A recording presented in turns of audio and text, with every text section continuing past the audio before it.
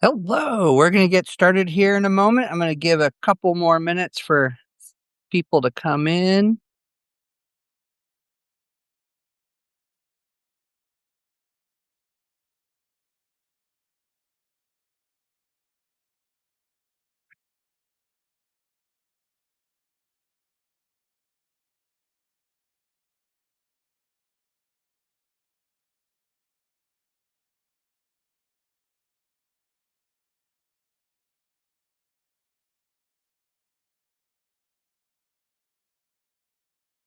Okay, should be sharing the screen about now.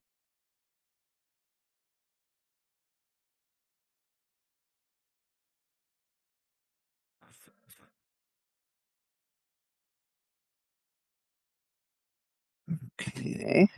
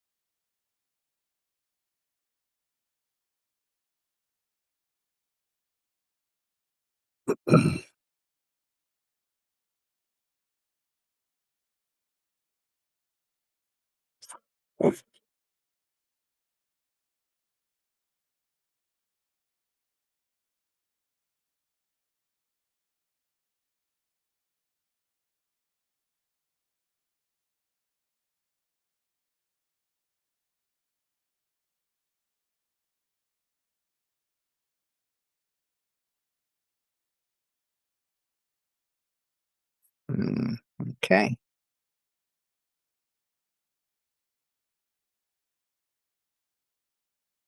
Well,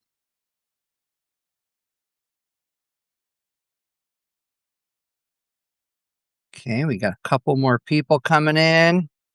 Awesome. Like I said, we're gonna start here in a minute. Yes. My screen sharing stopped. Why did that happen?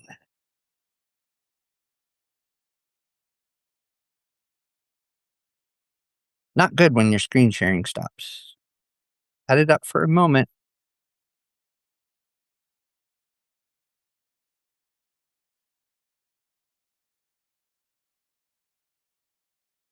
Disclose.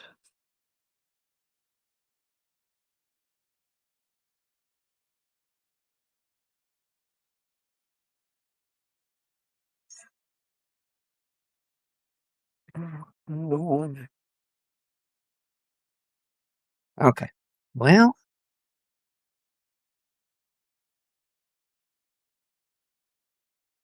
it's not the greatest thing in the world. Okay. Well, I'm going to have to go forward. Well, thank you all for very much for, of course, showing up today. My screen sharing was on for 2 seconds and then completely went away. So I will make available the presentation as well as I also have a handout that I was going to provide you all.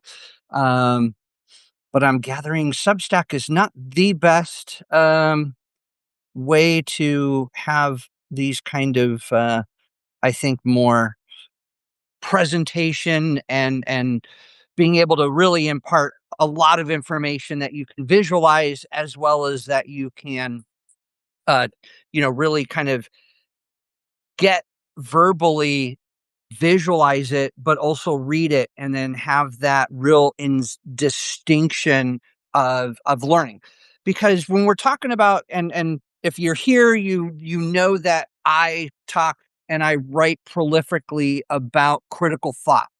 And critical thinking in today's age is a real issue. I mean, and that's putting it very lightly. When we say real issue, we have clickbait, we have people who just cannot think. They get so upset, they get offended, they get insulted because they don't know how to have a conversation with others. They don't know how to exchange information. They don't know how to take information. So, what if the biggest obstacle to better thinking is not ignorance, but the feeling that we already know something? I want you to take that in for a minute. Let that question sit with you. What if the biggest obstacle to better thinking is not ignorance?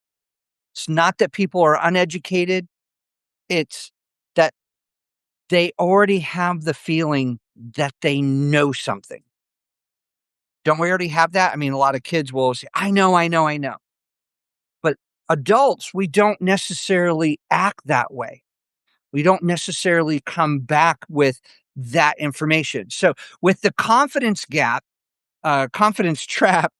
um, we all too much suffer. We have, of course, the plethora of social media accounts, like say Substack, that individuals can put forth their effort in any kind of topic they want, right? But do we not all have, as authors, philosophers, critical thinkers, we get these, and I get it all the time, and I find it very interesting that I'll post something and individuals will come back with a one liner, usually something snarky, something a little insulting, just enough to think that they're smarter than what was posted, and I find that very interesting. So, why feeling certain is not the same as thinking clearly. People just have an ego, but they don't have intellectual humility. That is what and when I write every day, I have 24/7. This is the other kind of thing that we look at when individuals want to not think clearly. They know better, right? They're able to look at what you write. Like my biggest in the last month and a half was my 3 items to improve your critical thinking, which was about logic and critical thought, and of course intellectual humility. And everybody else has got their 2 cents worth, which is great. Expand upon it, give us more information if that's what you want. But again, I think people miss the topic, the point of putting together just 3 things to get you just quickly, because we're not born with the trait of critical thought. It's a learned, it's habit, right? It's something that we have to come together as an individual. When I say come together as an individual, is that you really have to start to expand your environment. And this is why we say reading is so important, why having conversations in topics that you know nothing about is very important, because you get to learn and expand your critical thought. Yes, you're gaining some knowledge, but does it not give you a different point of view? Does it not allow you to question some information? Um, you don't have to enter into a conversation about a topic that you nothing about. You can sit there and listen, and if asked your opinion, then you can easily just state, "Well, I'm learning a lot from you all. I love to hear the evidence that supports your perspective, your point. But I'm here just soaking it in." One, you're playing to their ego, because they may actually really know something, but you yourself, you're not playing into your ego either. You're being intellectually, you intellectually open. You have that humility to know, I don't know a lot and I'm here to learn. See, that is part of the confidence trap. If you're trapped in this idea that, well, I don't want to listen to anybody, I know more than anybody. Well, that's just not your ego. That actually is your uneducated guess, right? You think you know it. I don't. I prolifically read, I write, I research, and yes, thank you for AI, because my ability to research and read and learn and understand every single day is something I wish I would have had during my career. So who am I? I haven't been introduced to everybody um, who I have, say, connected with on any of my social media platforms, LinkedIn and Substack, but I work where judgment really has consequences. I was an intelligence analyst with the US federal government um, for just about 35 years total. I worked for a lot of the three-letter agencies, retired from the US Navy as an intel specialist, worked for the FBI, worked for the CIA, worked for the Defense Intelligence Agency, worked for the Air Force. Whether it was federal civilian contractor or military, and a lot of things overlap. So I think, as again, where individuals want to say, well, you don't know anything. Well, you're right. I don't. I just have some lived experiences, but I'm also an educator. I have worked in education. Now, I can say this, I've worked in high school from ninth through 12th grade education. I have worked in higher education from the undergrad all the way to the doctoral studies. So everything that I have done continues to have consequences, where you'll hear me throughout videos that I've made, and even some of my writings, that words have consequences. If we're not saying the right thing and individuals don't understand us, well, then that really is proving the point that we're either not connecting through the communication with an individual or not.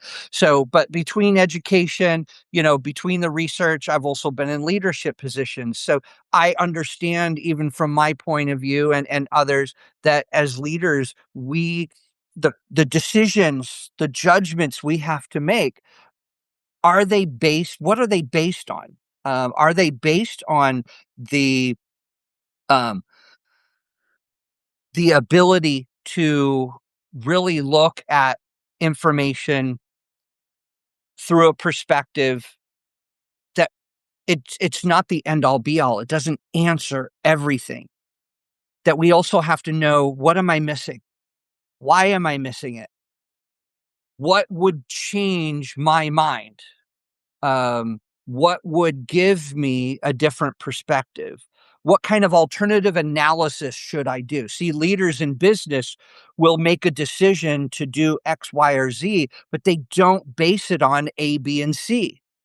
They think they do, but do they actually come out with a plan? So 30 plus years as an analyst, professor, author, mentor, this isn't just like my resume. The last 2.5 years, I have been writing. I've published 7 different books. I would say books, but a couple of them I really look at as white papers. They're 30 pages long. They're information, right, that I want to impart. Now, they're perspectives based on my lived experiences, plus my research, my education. And that's what I try to impart, that I am not so confident that I'm cocky. I love conversations. I love the exchange of information, because we never know where we're going to actually end up, right? As individuals. So when we look at why subscribing to not only, like, say, Substack, but subscribing to anybody's social media, to where, yes, there's we ask for payment, um, but even just the free subscriber, I absolutely love it, and I love that exchange of information between one person and another.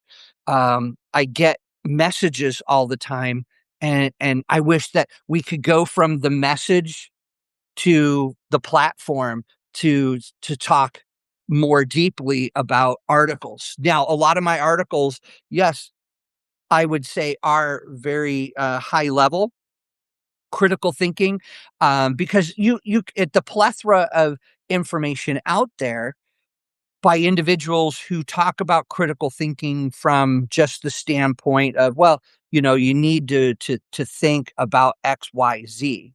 Well, I want to go A through Z.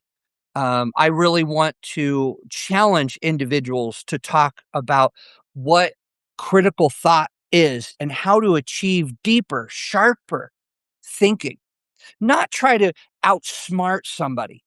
I never want to be the smartest person in the room because I want to learn from individuals. I want to expand my horizons. So when I meet individuals, and this is part of meeting individuals like yourselves, and I'm really happy that there's 9 of us in here, because this is, to me, it's more than just, well, I'm I'm getting this exchange. Now, like I said, unfortunately, my PowerPoint didn't want to come up in Substack, and I do have a handout, so I will make those both of those available later today on Substack, so you can one see the presentation and two leave with the handout because I think handouts. While they're not packed with information, they actually leave you with the ability to reinforce maybe some of the talking points that we've had. Um, so, this is a community. I believe that critical thinking is a community built on inquiry. It's asking for perspective, for evidence, for examples. And again, that's why we talk about the discipline of critical thinking. And then here we are today talking specifically about confidence. Yes, I want you to build your confidence, but how does confidence get built? Confidence gets built by you taking the time, the effort, the motivation, and doing more than what you would say, well, I have a daily goal and it's to read 10 pages. Okay. But what about reading 10 pages and out of those 10 pages, providing yourself with where to go to next? Like those 10 pages, do they have endnotes, footnotes, or do they have a bibliography that you can see the sources that that author used to then go, I'm going to look up these two books or this book that I was reading, this other author who used that one. So you see the scaling that you can do. And I do that all the time. I love being able to exercise the, okay, now I need to go find why if they wrote X, Y, and Z, why did they write it? If they referred to this individual and their works, what was it that captivated them? And that's what I want you to get from each one of us as authors, as writers. Now, there's a big, when we talk about continuing a conversation, not just for people, but you want to sound more certain. That's why I say words have consequences. When we use such words as may, would, could, should, you hear that in when people talk or where they write, and you want to say, well, I would love to see that more authoritative. Give me words that can be measured. So the uncertainty is mitigated. We live in a world of uncertainty. You can have people all the time, again, looking at social media that sound in a 20-second, 30-second video snapshot, or even they comment on a photo or a written article or a something that's happened in a video that then they sound like they know everything. Well, one, that's a confidence level, but are we overshooting that confidence level, especially when, say, we're scholars, we're strategists, we're academics? You really want to take your research to that next level. Okay. So how certain are you? I'm gonna ask you, choose one belief you hold very strongly. Rate that confidence level that you have from 1 to 5. 1 being almost no confidence to 5 very, very confident. Like no one can break that bond of confidence. Think about a belief that you hold very, very strongly. Okay. So 1 is more, I tentatively hold it. 2, 3, I'm leaning more towards I'm confident. But 5, that confidence level cannot be shaken. It can't be broken. Okay. Now, I'm going to ask you this question. What evidence would lower that number? What evidence would it take to lower that number? Not an example, but actual evidence that someone would have to provide you to say, if I was very, very certain, I am 100% confident in my knowledge. If somebody brought you another piece of evidence, what would lower that number? What kind of evidence? See, we operate in this vacuum of information, and that's where I think that I was raised in the 80s. I was a 70s baby. I was raised in the 80s, and we thought having cable TV was something that the world opened up, right? Our world became a little larger. Cable news networks in the 80s really started to expand, but only if you had cable. And then by the 90s, the personal computer came up. Well, that's interesting. When the personal computer comes up, did our world not expand a little bit more? It promised friendships, well, AOL, then MySpace, then Facebook. And where are we at today? With artificial intelligence, it has reached singularity. Now, because over the last 2 to 3 years, finally, it had reached a PhD level education, meaning it has the ability to anything you ask it, it can rise to the occasion to give you feedback, information that would be at the PhD level. That's significant.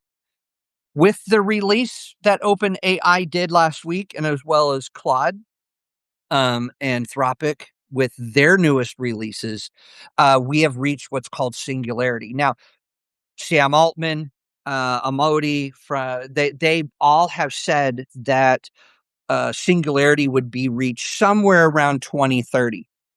We're in 2026. We're halfway through 2026, and it actually has reached that singularity, meaning that it has all this knowledge and it has the confidence. It'll tell you.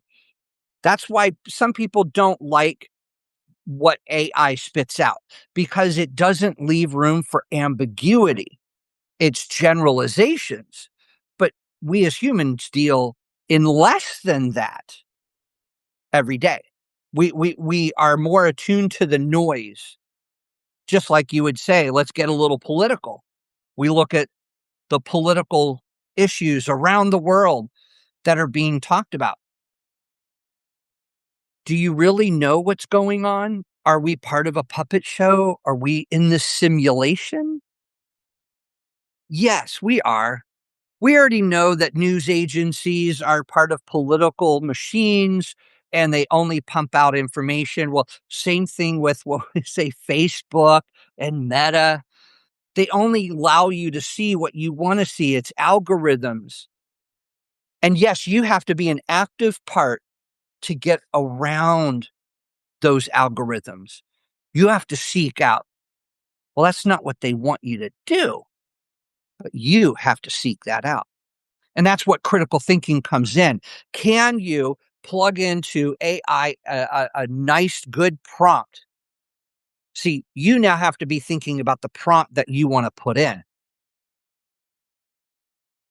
If you are so confident that here's information that you believe, we, like I said, we can get in Republican evil, Democrat evil. Okay, well, what evidence do you have? And without the emotion, you have to get rid of some of your emotion. Beliefs, opinions, those are emotional words.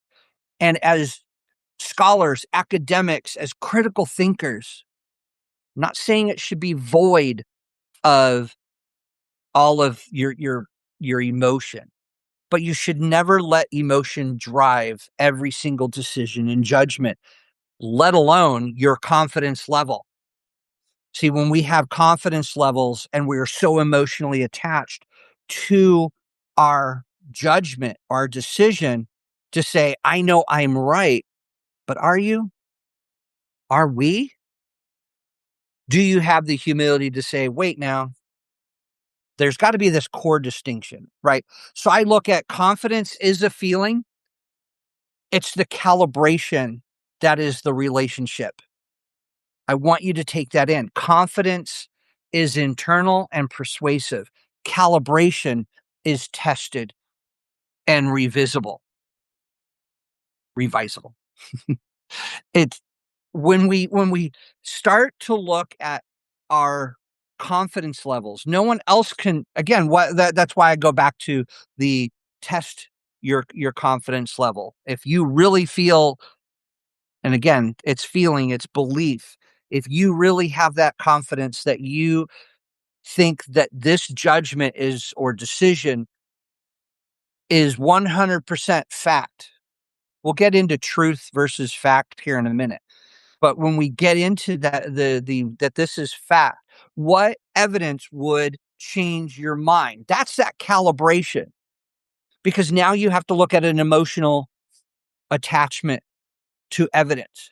And I want you as a critical thinker to break down that emotion and say, what in perspective am I looking at it from? You have to look at it not from a devoid of all emotion, but you have to at least understand there's an emotion attached to this. So how certain do I feel? That's confidence. It's usually very fast, it's internal, and it's persuasive. Words have consequences. Really look at some of these words when we say persuasive. I don't want to be persuaded as an individual. When I go into a room and I sit and I talk to other individuals, I want to associate with that are intellectually on the same playing field. I want to associate with individuals who are just as open to thought as I am. So we can be sincere, but we can still be wrong. And that's where I want you to look at this from. When we look at calibration, of how well certainty matches our reality. I know, subjective, really. A lot of things that we talk about in critical thinking are subjective. When we look at tested, comparative, and revisable, to me, speaks a lot of your humility. That to me is the confidence. The confidence to know, yes, when you're right, but the confidence to know when you're wrong. You don't need to be persuaded. You don't need to be persuasive to others. You can talk about information that is, you can say, well, it's been vetted, it's validated, but is it right? Maybe not. Just because we use words like vetted and validated. Well, vetted and validated by who, when, with what information can we really honestly say that it's been done? So it's earned through feedback. That's where ultimately that the confidence and the calibration meet, is that in the end, it's calibration is earned through feedback. So the goal is not really less confidence. It is better matched confidence. Okay. Because we're always going to have confidence levels that we feel, okay, we can do better. What information again do I need that would maybe change my confidence level? And that would not just go for decreasing your confidence, but maybe even increasing. And that's critical thought as well. Saying, well, I'm on that scale. Let's go back to the scale of 1 to 5, tentative all the way to confident. And right in the middle, we have leaning. You could be leaning down, you could be leaning up. Let's say that you're like, I'm right in the middle.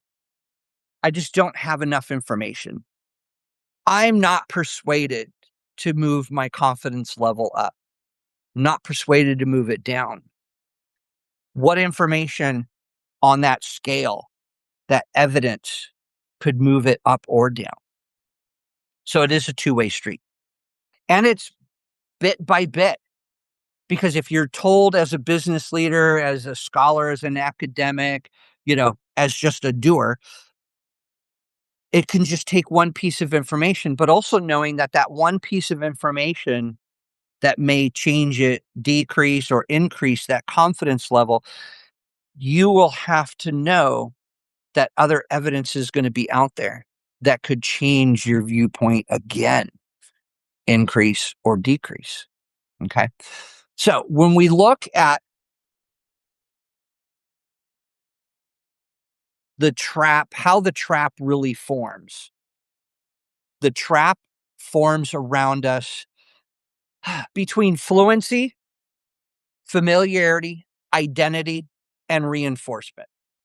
So, what is fluency? Fluency is it feels easy to say. It comes right off the tongue. How many times have we been in conversations where you can say something and it just rolls right off the tongue? And people can either be insulted, it can make them laugh, or it could actually give them that, interesting that you said that. You're like, whoa, that wasn't my intent. But nonetheless, it happens. But then we get into the familiarity. Um, you've heard it often, and this is where we're at in our society. We constantly hear, just because you hear a thing 1,000 times does not necessarily make it true. You've heard that, right? You've heard that. Well, that's true. Just because you hear it from multiple sources through multiple times does not make it true. But you have to be that critical thinker, right? To go, hold off, I'm resisting that.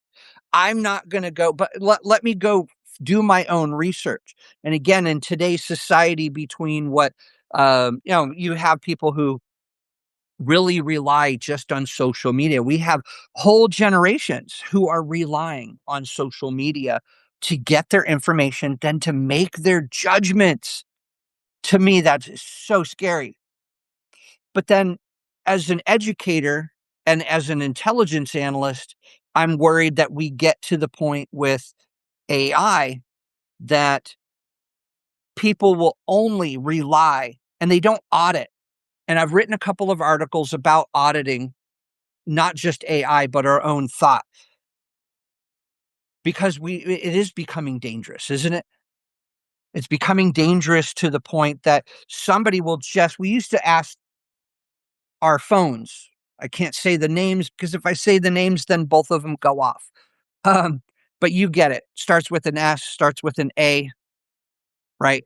When you start to ask these questions, it's feeding into an algorithm. It's giving you what you are actually wanting to know. AI doesn't necessarily, unless you write prompts, unless you ask questions, now you can actually talk to it. I talk to mine, Maple. According to AI, you can actually you can pick your avatar with their voice and then the name. I do talk to mine. I tell mine what to research. And then when I get that research and I read through it and I say, well, give me more sources that are a little more obscure. Now, remember, it can't do research into anything that's behind firewalls. Like, unless your Substack articles are free and then they end up on the Google SEO, or you start to publish them other places, it doesn't get indexed, right? You don't get to be referred to. You don't get a reference. But the information that we come out with, um, we have to ask even for deeper, because they'll say, well, okay, that's great. You really had shown me some information that I was looking for, but now I need to look for information that refutes what you just gave me. So now I need contrarian, I need oppositional viewpoints. You gave me research that really helped me write this, but now I need to know from the opposite side, because I'm never confident enough that even AI, let alone even myself, because I know my frame of mind. I know that I have certain um, cognitive, metacognitive uh, reasoning. My skills are here or here, or I was raised here, or I was given political viewpoints here. My religious affinity comes in here. So we often refer to these as like morals, ethics, right? And they do shape the way that we view the world. And that includes on how we are going to provide information as well. So that's that reinforcement. What is the agreement? The agreement is gonna feel like proof. Yes, it's going to me, that's an emotional based. If 2 people can have a discussion and we can start off with, well, you know, we've heard it often enough. We now say that, nope, that's not true. Now we go into, I want to be around people like me who believe it. That's another confidence boost that shouldn't be.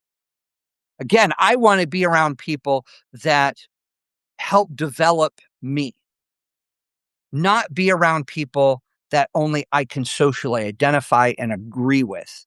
And it's not that I want argument. See, arguments are based in ignorance, if you will. Robert Quinlan, his quote was that arguments are based in ignorance, discussions are based in exchange of information. And it's not a word for word quote, but that quote has been, or those words have been with me for about 25 years. Yeah. I still have the 3x5 card that I wrote it on. And when I scribbled that, it's because it resounded so much of, yes, not just for teaching, not just for writing, and not just doing analysis, but I really wanted to look at when we have an exchange of information, you and I right here today. If you were to write something in the chat and I were to respond to it, to me that is an exchange of information. But if you were to say an insult, well, to me that is ignorance. We shouldn't be insulting one another if we're wanting to not only hold each other dear in critical thinking, but we want to see everyone rise in critical thinking. So that's why I do find it funny when individuals respond back to an article or a chat or a note that I put out or that others put out. And I read them and I'm like, wow, that took absolutely no critical thought.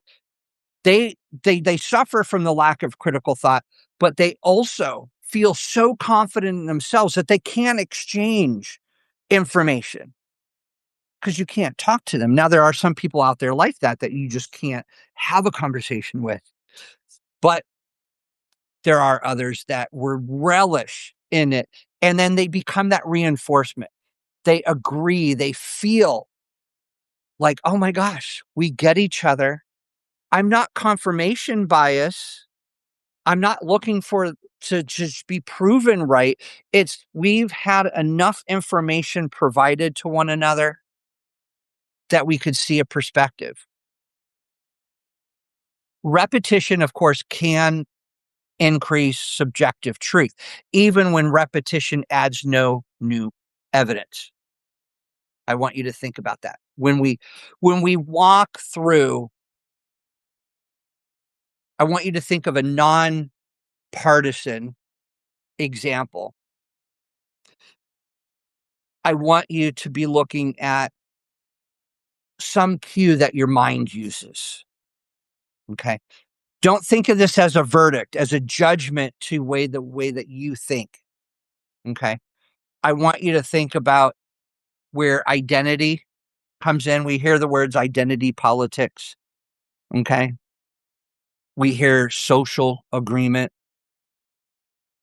But then when we hear the words like intolerance, that to me, that's a betrayal of yourself when someone or even yourself, and you know who you are, when you say, well, you're intolerant. Well, does that, when you spit those words out, are you confident that you know that person is or is not? Maybe at that point, this is where, again, I think that we, as a society, we forget that we should not have these thoughts that make a judgment or a decision based on minimal, dispirited information. Okay. And I'm not talking just socially, but I'm saying like evidence wise. Okay. So when we get into intellectualism, it's not an intellectual performance. We're not there. And we've seen it. We've seen individuals who perform. They have, they talk a big vocabulary. They permanently skeptic, right? And I've heard the naysayers on intellectualism. They're fast to criticize. They have certainty as their status. You know, I do know everything. Well, oh, come on. But the practice is rather than having a complex vocabulary, they they want clear definition. How often do you ask when someone says something and you say, "Well, you know what? You said something that I don't know." See, performance is jargon, it's permanent skepticism, meaning you know, people have the reputations of you're never gonna be able to change their mind. Well, at that point, why would you want to engage? Because you're not there to persuade someone. If you are going to be an intellectual, if you are gonna have the confidence, it is by means of practice, and practicing against somebody who is a permanent skeptic, who is a negative individual, no matter what, you're not gonna win, okay? So, we have to look at a proportionate doubt. It's okay to doubt. It's okay to be a fan of like myself. I'm a big fan of the Stoics. Love the Stoics. Have books all by the different Stoics, and I read it. And I've even written my 100 Stoic quotes for, you know, facing challenging challenges in life because they resonated with me. And then I was interested in the moral behind what, say, Marcus Aurelius or Seneca or Zeno talked about. What is it that within, why did they state this? Why is this a quote that so many people throughout history have chosen to think about or talk about? So when we start to look at that proportional doubt, well, I started reading the Cynics. You know, there are a lot of them out there, but I'm talking about early in history when we start talking about um, Marcus Aurelius and Seneca and Epictetus. You know, you look at the years that they lived, and it spanned, you know, a couple of thousand years between all of them. If you look at the chronologically of when they supposedly wrote, but then you look at the Cynics, and there are more obscure names for the Cynics, but they weren't the Cynics where we get the word cynical. It's not that they were naysayers and negative, but they did question why. just as much. How is this going to change? So that's kind of that proportional without becoming an actual skeptic. You can still be a cynic, but you don't want to be a skeptic. Okay. Constructive alternatives are always a good way to exchange critical thought. Again, when we get these messages from individuals who follow us, that it's I want to have that exchange of information.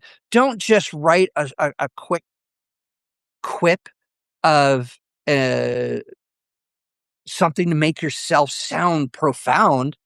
Give me, okay, if I'm wrong, which I can be, I have the humility, I have the confidence that when I write and I've run it through, yes, my Grammarly and my AI to say, is this formatted correctly? Does this sound correct? I even give it to family and friends and say, can you read this really quick? But to really understand where we're at, we have to use all the tools. Where am I wrong? What am I missing? I will ask these in more complex ways in order to get back more than just, well, if you ask AI, just like if I were to ask, say, a student or a fellow colleague and say, here, read this. It's a 5-minute read. Tell me what you think. If it's not something that they have a passion about or that they're not well versed in, I'm not going to get real information back. A lot of times it's also that connectivity, what they call string theory, and not the actual string theory. I'm talking about I hold one end of a string and you hold the other end of the string. So here we are virtually. I'm having you hold. So if I start to read the paper to you as the author, and you are really vested, at what point does that string no longer become taut? That it's, well, yeah, this is a wire, so it's, or that it sags. Well, it means you losing interest. They don't have the same passion as, say, you or I. So you do want to find somebody, and that's where it resonates, right? Why we write on Substack, because we're looking for like-minded. We're getting our information out there. I look at mine as almost a repository of all of my thoughts that I can put, and then I take them to my classrooms. I can use parts of them in my classrooms to solidify what I'm trying to teach on, say, certain parts of critical thought. And that means teaching, yes, crime analysts, intelligence analysts, doctoral students, graduate students, and a plethora of topics from criminal justice to national security to education. Because if we're doing things that we love, I'm a researcher at heart. I love to find new information. And I don't believe that I'm like really, really deep. I'm not Nietzsche. I'm not Dostoevsky. I am not, Ayn Rand as a philosopher, as a psychologist. I'm not, Jordan Peterson either. I'm just an educator. I love to soak up the education, and I hope you do too. Because when we start looking at that confidence, but we don't want to put confidence with conditions. Totally. We want to be able to say, I have a confidence level that I'm really certain, but I know that I'm probably missing some information. That is a condition you want to attach to your confidence. Knowing that you don't know something, right? So sounding difficult is not the same as doing difficult thinking. I want you to leave with that one soundbite in mind, right? Sounding difficult is not the same thing as doing difficult thinking. How many people do we know that will sit and they try to sound really, really difficult? Because critical thinking is not supposed to be about criticism. It is a discipline of correction. Knowing that we don't know something, we're going to make a decision or a judgment. And that's what, or conclusion, no matter what words you put to the end of it, we're going to come to something. But usually we have assumptions, we have bias, we have fallacies. We bring all these in as human beings. But knowing as a critical thinker that we have corrections that can be made, that's that confidence level that I keep talking about. I want your mind to be thinking in a pendulum, if you will, that, I feel really confident, but what's going to bring me back down? But when I'm back down, what's going to bring me back up? I want you to question assumptions. I want you to evaluate the evidence. I want you to compare explanations. I want you to name limitations, and I want you to calibrate your conclusions. Meaning, so here's the questions that go along with that. So, what am I treating as given? That's question assumptions. What directly supports that claim? And this is a lot of times I see this in written form only from graduate and doctoral students. When we say evaluate the evidence, do you really have the evidence? Well, I did a literature review. But that literature, did you really evaluate it? All too often, I do see now people using AI to ask it to evaluate. Well, it's not going to evaluate it the same way that you are, especially when it doesn't know your problem, the purpose of the research, your hypotheses, any of the research questions. And these are all things that you can do as an individual, not as a day-to-day critical thinker, not as an academic or scholar. So when we move to, say, compare explanations, what else could account for this? Again, it's a community of inquiry. Not necessarily does it, and I could mean that as asking individuals or just yourself coming together in that community of inquiry of asking these of yourself. Are you asking better questions to improve your confidence level? What, where else could this fail? That's that limitation. See, when we write, do we often pen out or even mentally list our own limitations? Where else could this conclusion fail? You'd be so, we again, we know people who are so cocky that they know everything, right? We see the politicians that say it, we see the celebrities that say it, because, well, they want to come off as confident. Why? Because, well, they'll know that there are people who will listen to them day in and day out. So when we start to calibrate our conclusions, how strong is the warrant? You'll notice if you go back into my Substack last week, I wrote warrant audits for AI. That we should, yes, we should be looking at what AI can give us. It's just like you and I were talking, that you would get information from one another. But when we start to provide that information, do we warrant an audit? Yeah, we should be questioning, well, where did you get the information? Why is that information so important? What am I lacking? What is it that you didn't look at either?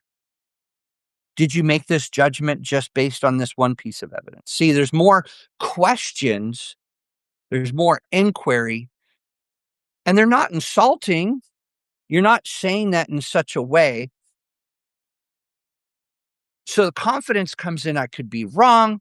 I need more evidence. What would change my mind? Think about that over and over. Not only with what we're talking about here, but when you leave today, I may be wrong. I need more evidence. What would change my mind? Okay. So, 4 ways confidence outruns competence. And we've seen a lot of people, we meet a lot of people who ultimately would say, really, really are incompetent.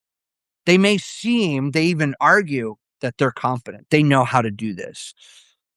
And you're just like, okay, I was going to show you or I was going to talk to you about it. But if you say you know how to do it, and then they kind of fudge their way through it, and you could see it, ah, it's that metacognitive blind spot.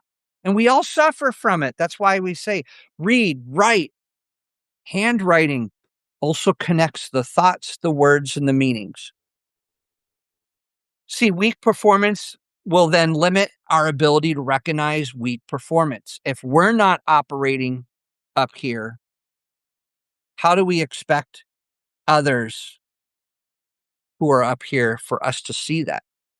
Well, we always want to be trying to, climb that mountain. Now, if we're here, we see others here.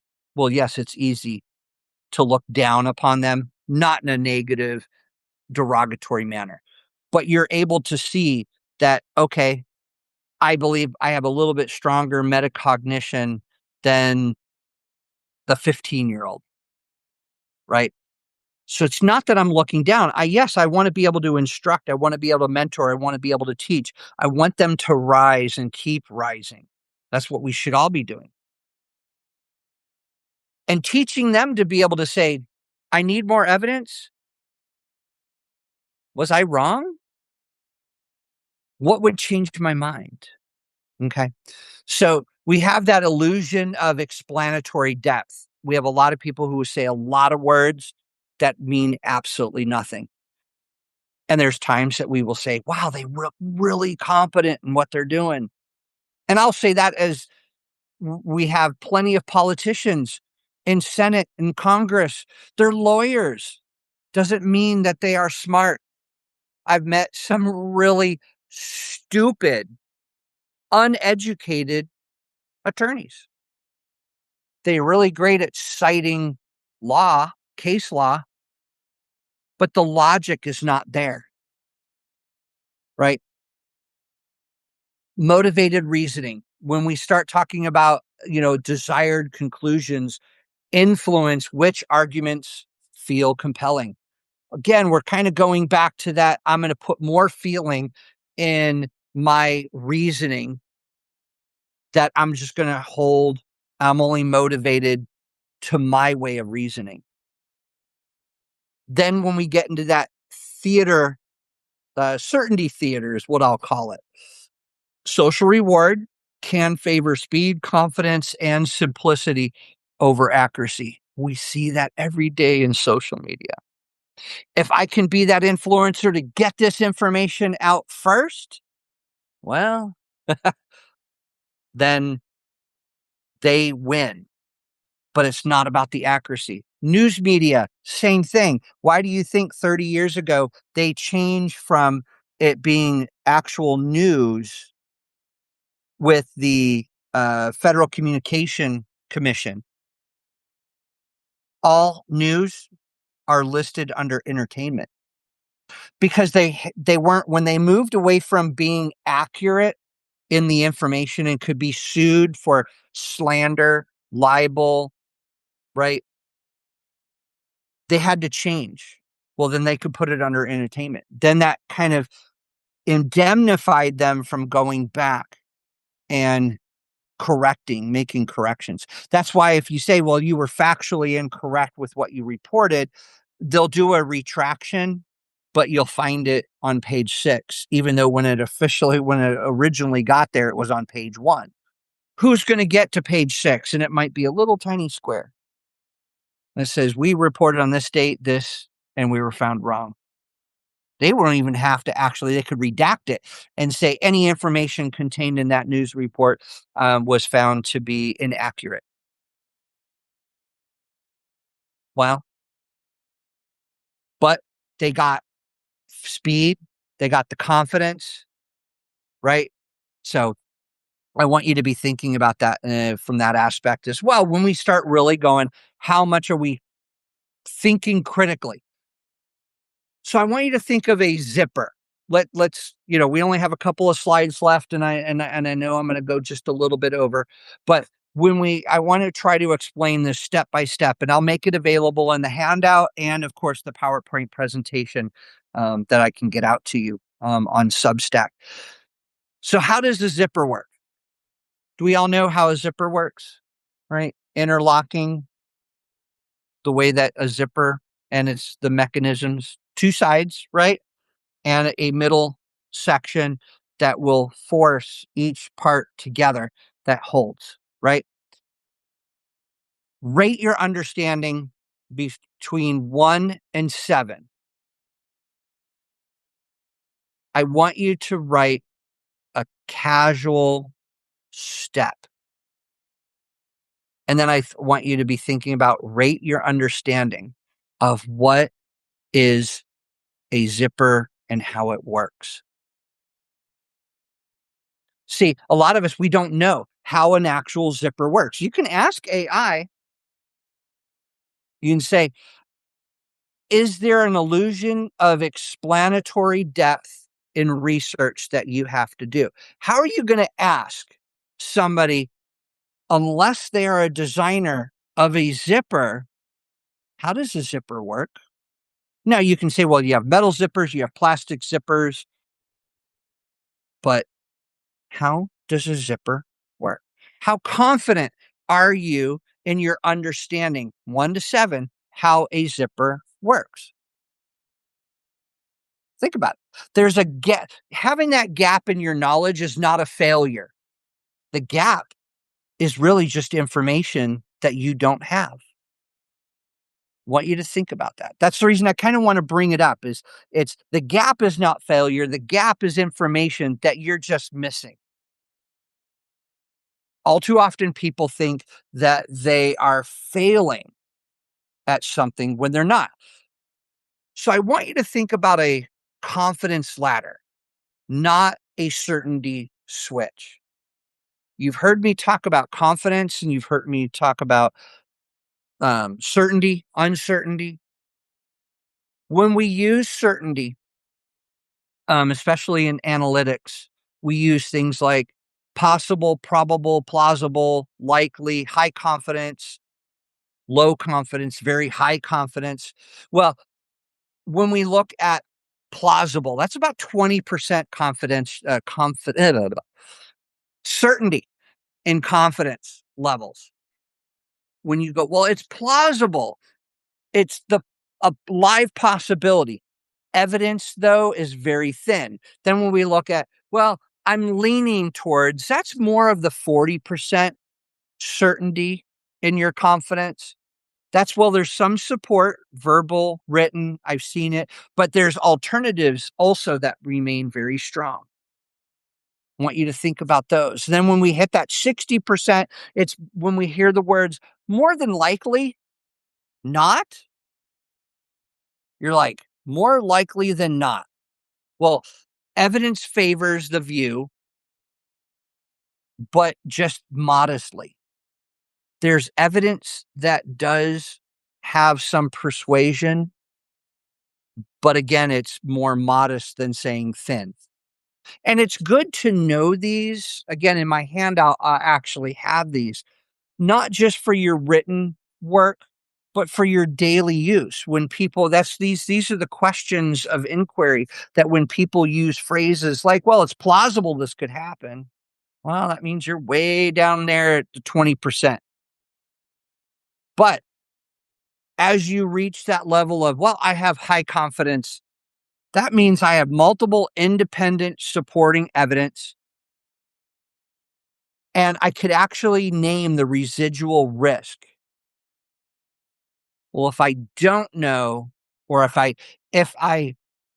if this isn't true, then this could happen.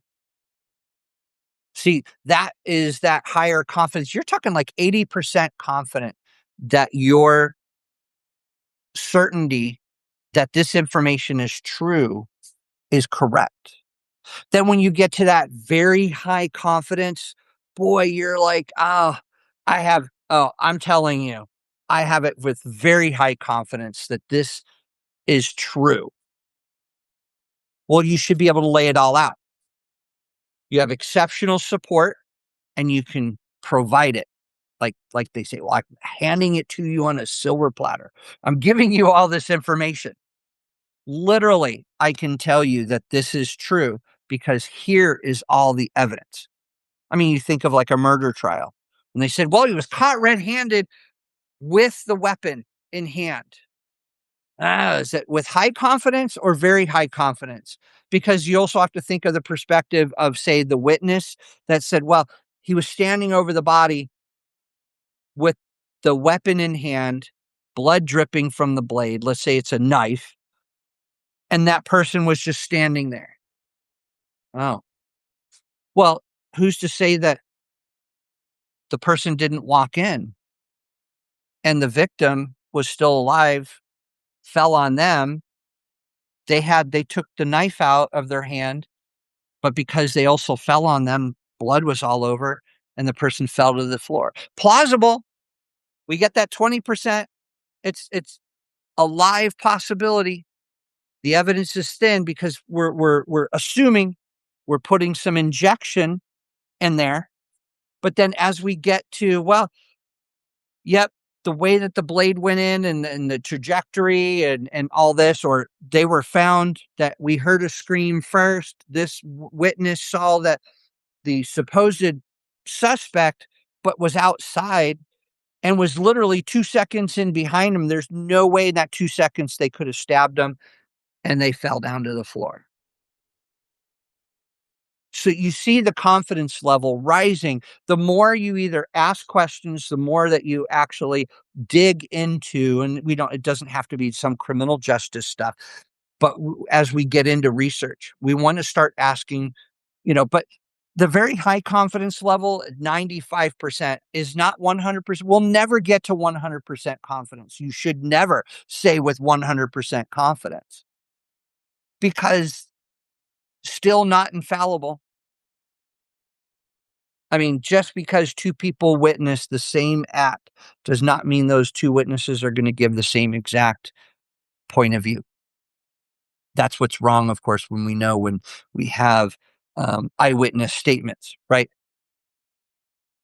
Well, you saw what I saw. Well, I'm not sure about that. You were 2 feet over from me. What could you have seen? Well, viewpoint is very different, even from 2 feet away, even from a different height, depending on how tall, how well their eyes are at daytime, nighttime. Do they have to wear corrective lenses? Were they looking at the same exact thing that you were? You don't know that. And that becomes part of that confidence level. So 5 questions that puncture false certainty that I want you to be thinking about. Claim. What exactly am I claiming? What is my strongest direct evidence? What evidence would change my mind? And that's not on the receiving end. That's even from you saying, I have high confidence. But now that certainty level, what evidence would change my mind that I'm 95% sure, even though I think I still have a lot of supporting evidence? What's going to knock it down? Okay. What is the best competing explanation? This is where I think having discussions with individuals from different points of view, that's part of brainstorming. You could do a lot of structured analytical techniques in order to, like, red teaming, devil's advocate, brainstorming. You could even put into play analysis of competing hypotheses. What are competing explanations? Write them out. Talk to them. How confident should I be and why? You hear that I'm not, because again, the 5 questions are, say, to puncture false certainty. It's not how confident should I not be. It's how confident should I be and why. You really want to be able to ask these types of questions, because intellectual humility, of course, makes action more reliable. If you are not looking for the understanding that you could be wrong, again, put your ego at the door. When we have confidence, we want to be confident enough that we're competent, that we understand our limitations. You're hearing some of the same words that I talked about early on. So humility says, I may be wrong. I need more evidence. I can act while uncertainty remains. I still can go forward. I can give judgments. I can give conclusions, but I need to caveat that. But you say, I will update when conditions change. See, that strong judgment in our confidence is we're decisive enough to act, we're humble enough to revise, and of course, we're transparent enough to explain our position, explain our findings, explain our conclusion. But again, being intellectually humble enough to say, but I can be persuaded with the right evidence. Now, listen to the words I'm saying. I could be persuaded. You're not giving up so easily. You're still there conducting your evaluation consistently and constantly against the things like, I could be wrong. I need more evidence. What would change my mind? Again, that pendulum, which way? Confident, tentative, confident, and in the middle, leaning one way or the other. But what can change my mind? See, humility is not weakness either. It is error management. When someone says, well, I have the intellectual humility. Yes, it is. It's to say I could be wrong. I need more evidence. I have to have, I can act even when I'm uncertain about things, but I can also be changed. I can change that enough. You hear people say, well, I'll admit when I'm wrong. Okay. Depends on the tone and depends on the person. Do you want to trust that?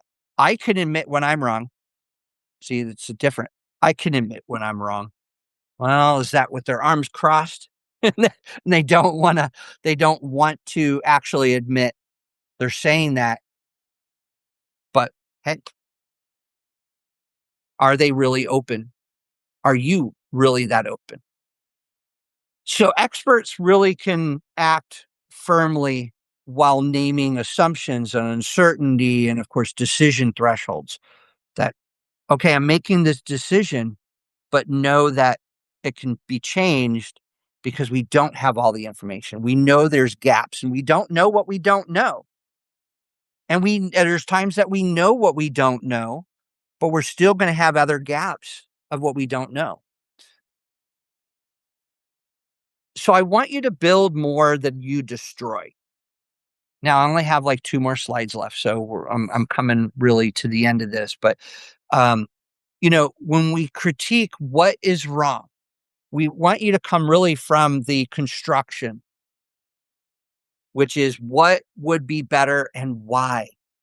It's easy to ask what is wrong, but it's very narrow. It's not giving us what we really should to expand and be a serious thinker. See, we can identify as serious critical thinkers. We can identify failure. We can propose a replacement. We can name the trade-offs of doing either of those. Like, well, if I didn't identify a failure, well, that's a trade-off because now I'm putting up an obstacle. And if I'm not open to that, well, that goes back to I may be wrong. I need more evidence. And what would change my mind, right? So when we look at all of this and we invite the testing, there's nothing wrong with saying, prove me wrong. I would love nothing more than to be proven wrong. And colleagues and others who write like I do or write on topics around critical thinking, I love it. And I never want to say you're wrong because it's not right to say that they're wrong. You're coming from a different perspective. We can say, well, there's trade-offs. Maybe you didn't go down this road. Did you think about X, Y, and Z? We should be inviting the test. Tell me where I missed, and I could add to it. Tell me maybe what I need to expand upon or what I need to revise. Maybe the conclusion I came up with was not the conclusion needed at that moment.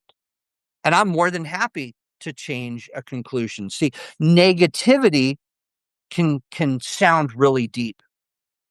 And that's where I think individuals who have this unfortunate error of certain types of confidence, they're so negative.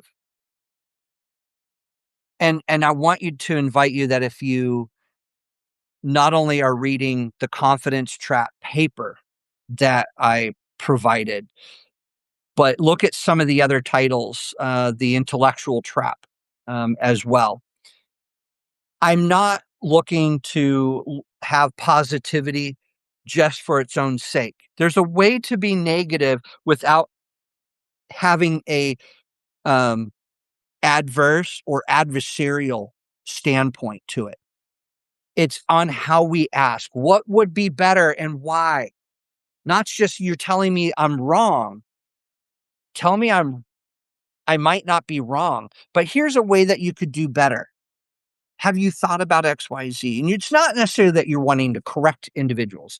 I don't want to correct individuals. I would say, great. I love this information. Have you thought about X, Y, or Z? And maybe that wasn't the perspective or the intent of what they just got done saying or writing or speaking about. See, we don't know that either.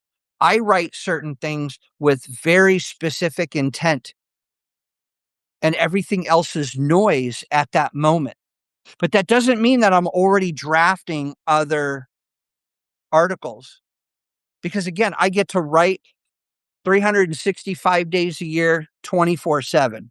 I'm retired. I've been retired for like the last 2 years.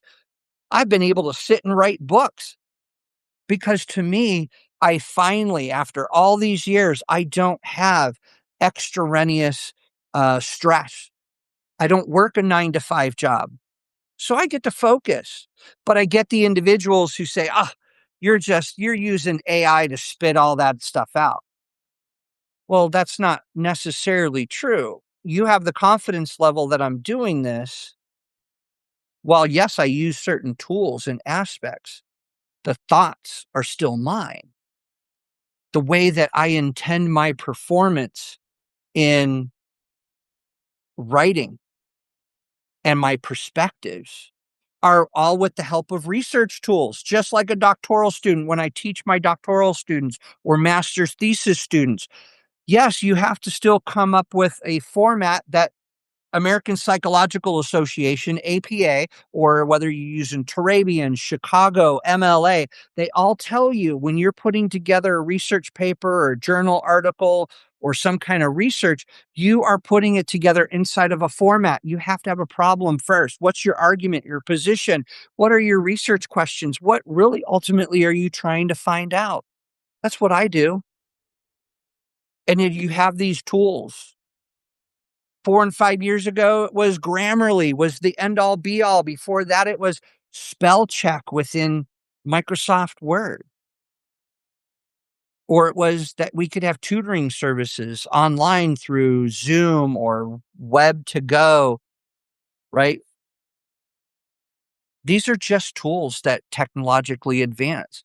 But I think that's where also we can start to look at our confidence level. How much more information can we actually take in? I can take it in all day long.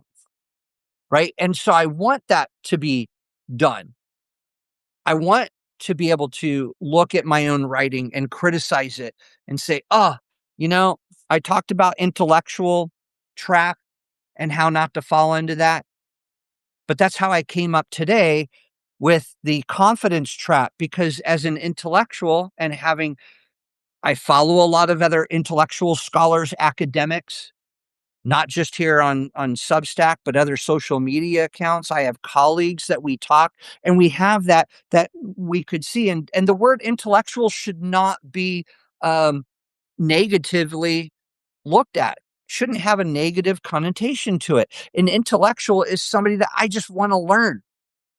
I want to read. I want to continue to move forward in my own knowledge. I don't have to push somebody else. So when we look at the next time that we have some kind of a confident claim, I want you to pause. Notice the feeling of certainty that you have. You're going to feel it in your chest. You're going to know. You want to almost feel like, oh, that pride, right? You look at, well, I have information that I really want to impart. I'm feeling confident that it's good information, right? You explain it. You're They've given you the platform. And here I've been talking, what, a little over an hour, and I feel confident in the information that I'm giving you. Yes, I have my talking points. I have my research that I've done. I'm an individual. I have 5 computer screens because I'm all over the place. And yes, unfortunately, my PowerPoint and my notes that were going with the PowerPoint weren't able to come up. I have the handout for you that I can't upload for you as well. But I will. I'll get those somehow published on Substack today, so you can actually follow along with what I say if you want to re-listen to the recording. Um, but state the causal chain or reasoning behind your claim. You want to disconfirm anything, like seek the best evidence against it. You don't want to be one of those like, well, I'm just going to search for some quick evidence and I'm going to get it out there. Yeah, because you just never know if that evidence is too thin, if it's going to be proven wrong. And so your confidence level, again, that pendulum, which way is it going to swing? What information is it going to make it swing which way? Tentative, leaning, confident, back and forth, right? So when you disconfirm information, use it, calibrate, name your confidence and your conditions that go along with it. We do with an intelligence analysis, we do that routinely. It is with medium confidence, it is with the plausibility that this is happening or going to happen. And what would change this to be higher confidence, you can name that condition. You can say, well, with higher or what would happen if this event happens, we would see a decrease in confidence. It would move away, or vice versa. If we have this evidence, it would only support it. And here's the conclusion. Here's our findings. But you also have to be ready to revise. Update without the shame. We're going to be judged. I know I'm judged every day. And you know what? I'm okay with it. I came to terms with it early on, not even before I became a teacher, a professor, because we're always going to say something that somebody is going to say, that's not right, or you didn't talk about X, Y, or Z. You're right. In the moment, we may not have said something, but I'm pretty confident, it's not in that level. But I have high confidence in myself that when I'm talking, I know what I'm talking about, but that doesn't mean I'm the end all be all. I have the intellectual humility to know that. See, your credibility is going to grow when revision becomes visible.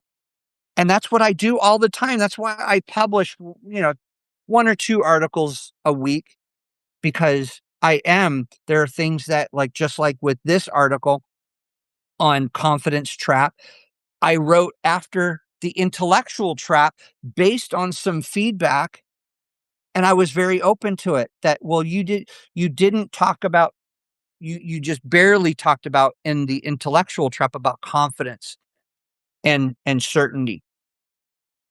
And you made it seem like, you know, there are individuals who are not competent, who are very highly confident, and that they are certain of themselves, but is that really true? Again, the positivity and the negativity of an intellectual. And that also goes to the confidence level. I can be not as confident in the information that I have, but I can be certain that it's usable to a point, and vice versa. So I want you to be thinking about that. Well, I want to say thank you to everyone who has shown up, who's listening. Um, and one, continued support, not only in my Substack, but as an author, as a speaker, that if there is anything that I may have missed or anything like that, please do let me know. One, I have the intellectual humility to know I don't know everything, and I really hope that as a critical thinker like yourselves, that is something that stays with you. Again, I may be wrong. I may need more evidence. What would change my mind? Are those mantras that we need as phrases to always kind of hone ourselves, and what we can do to be better, right? So always looking to connect with other people, as well as what I like to do. That if there's collaborations, I always have, well, up on the screen now is, I would love people to subscribe. There are writings that I make only available to paid subscribers, and having either one-on-one phone calls, emails, as well, are very open to paid subscribers. But I also look at, again, I think I'm up to 7 books, published right now. I do have pre-publications with McFarland Publishing, upcoming. Cambridge Scholars, out of the UK, has taken 2 of my current published books and are republishing them for international distribution, and a wider distribution. And then Cognella Textbook Publishers, I'm in pre-publication as well with. So, I look at, yes, I'm constantly writing, I'm constantly learning. So, um, but I have that, your support. I always look to, getting reviews of my written material, not only on Substack, but even my, publications and books.